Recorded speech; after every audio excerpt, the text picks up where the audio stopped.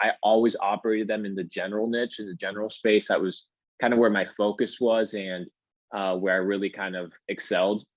My mentality in the process was find bigger niches that were evergreen and that weren't capped by audience size, and that weren't capped by product, right? So by product line. So for example, if you look at something extremely niched, like a certain type of dog that is a certain color and that is a certain breed, you're going to have less of an audience than if you had cleaning household products, right? Like the niche is completely different. The demographic is completely different. So I wanted to focus on evergreen niches right off the bat.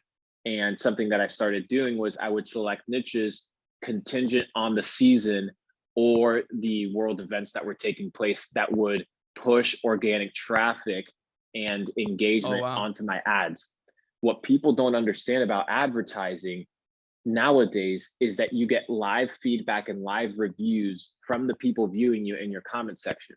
But if you were intelligent enough to utilize that section as a forum instead of a comment section, now you can start building crazy engagement inside there. Instead of being a woman being like, let's say you have a dog park and be like, oh, my dog would love this, and be like, yes, get it here for 50% off, like an absolute fucking amateur. Instead, you train your staff to say things like, oh, awesome, do you have a photo of your dog?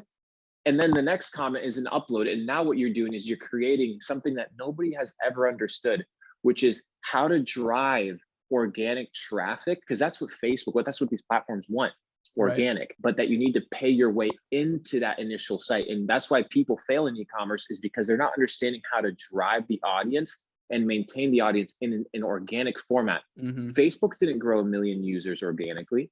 They had strategy, right? And they had paid traffic. TikTok didn't become the #1 app in the world by chance. They spent billions of dollars advertising, but eventually they had something that transitioned into an organic evergreen state. And if you can do that in the comment section of your ads, you're an absolute phenomenon.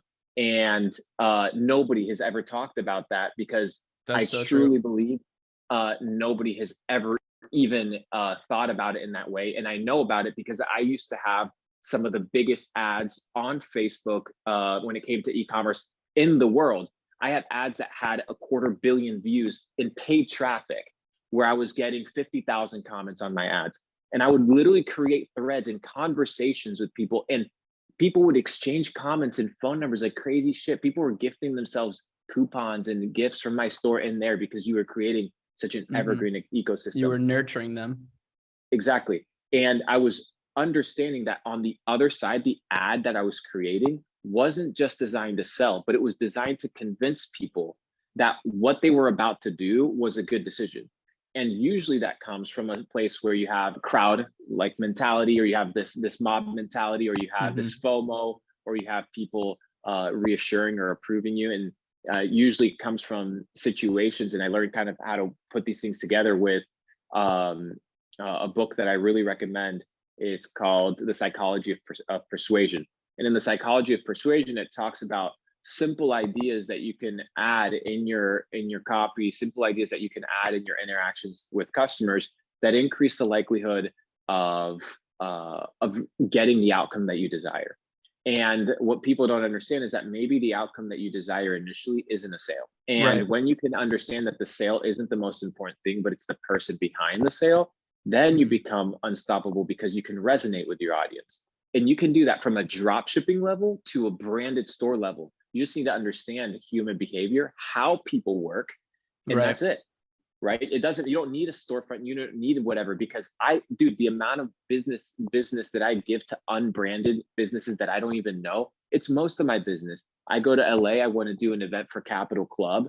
I call up some mumbo jumbo shop that I find in like on Google that sells chairs. They don't have a social media presence. They don't have like a following or a community or a brand. They just have a service that I need. And if the service is good and it's quality, I'm going to use it again.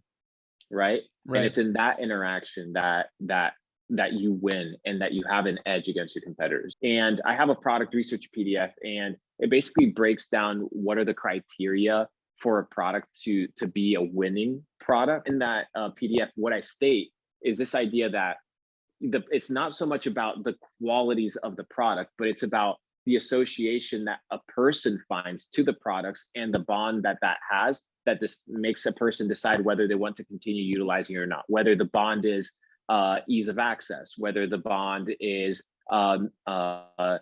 euphoria, whether the bond is nostalgia, whatever it may be, right? Whatever's connecting the product to the person is an emotion. It's a relationship that isn't just about the use, right? There's something beyond it.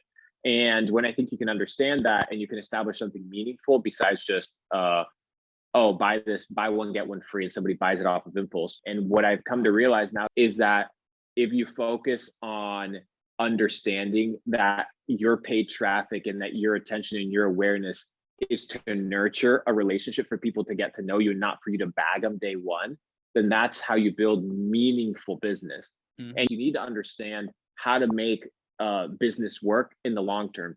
You don't want to be the person that's out here jumping niches every 30 days. You don't want to be the person that's out here that has no grounding.